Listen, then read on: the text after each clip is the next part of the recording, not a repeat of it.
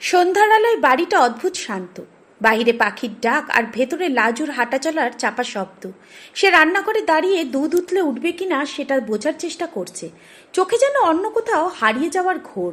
সুবেদ বারান্দায় বসে তাকে দেখছিল। সে জানে লাজুর মন আজকাল খুবই অস্থির। তার দৃষ্টি বারবার দূরে যাচ্ছে, কোথাও যেন অতীত ডাকছে।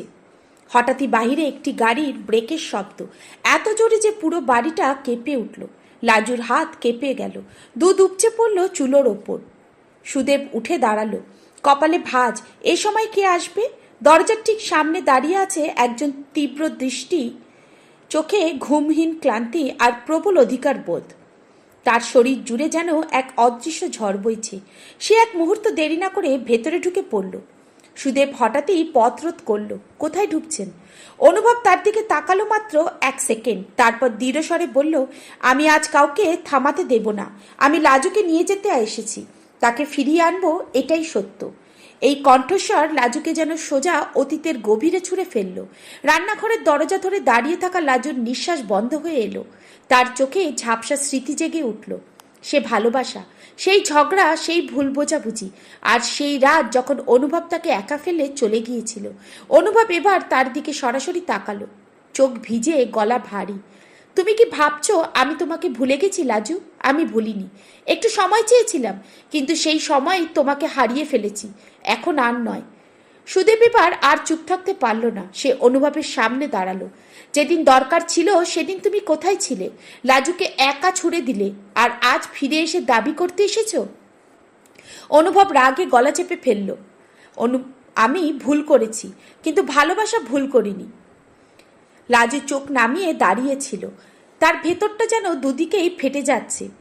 কোথাও অনুভবের সেই পুরনো ভালোবাসা, আবার কোথাও সুদেবের শান্ত আশ্রয়। সুদেব ধীরে বলল, ও এখন শান্তিতে আছে এখানে। তুমি এসে তার জীবনকে আবার ঝড়ের মধ্যে ফেলে দেবে। অনুভব জবাব দিল, যদি আমার কাছে ফিরে আসে সেটা তুমি আটকাতে পারবে? এই কথায় ঘরের পুরো বাতাস থমকে গেল। ঘর নীরব, সবার দৃষ্টি লাজুর দিকে। সে নিচু স্বরে বলল, এখন কোনো সিদ্ধান্ত নিতে পারবো না। দুজনের কথাই শুনছি, কিন্তু আমার মন আর এত ধাক্কা নিতে পারছে না। আমাকে সময় দাও। এই এক বাক্যেই দুজন পুরুষই স্তব্ধ। অনুভবের চোখে কষ্টের রেখা আরো গাঢ় হলো। সুদেবের চোখে উদ্বেগ। সে বুঝছে লড়াইটা মাত্রই শুরু। অনুভব ধীরে লাজুর কাছে এগিয়ে এলো। তার গলা কেঁপে উঠল, একটা প্রশ্নের উত্তর দাও লাজু। তুমি কি সত্যি আমাকে ভুলে গেছো? লাজু কিছু বলতে গেলেও কথাটা বের হলো না। চোখে পানি চলে এলো। মাথা নিচু করে বলল, ভুলে যায়নি, কিন্তু সেই আগের জায়গাও আর নেই।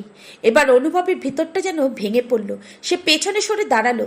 এদিকে বাহিরে প্রতিবেশীরা দাঁড়িয়ে ফিসফিস করছে। অনুভব ফিরে এসেছে। তাহলে আবারও শুরু হবে ঝামেলা? লাজু কি আবারও তাকে মেনে নেবে? সমস্ত বাড়ি যেন উত্তেজনায় থরথর করছে। লাজুর ঘরের ভেতরে দাঁড়িয়ে জানালার ফাঁক দিয়ে অনুভবকে চলে যেতে দেখল। তার মাথায় হাজারো প্রশ্ন ঘুরছে।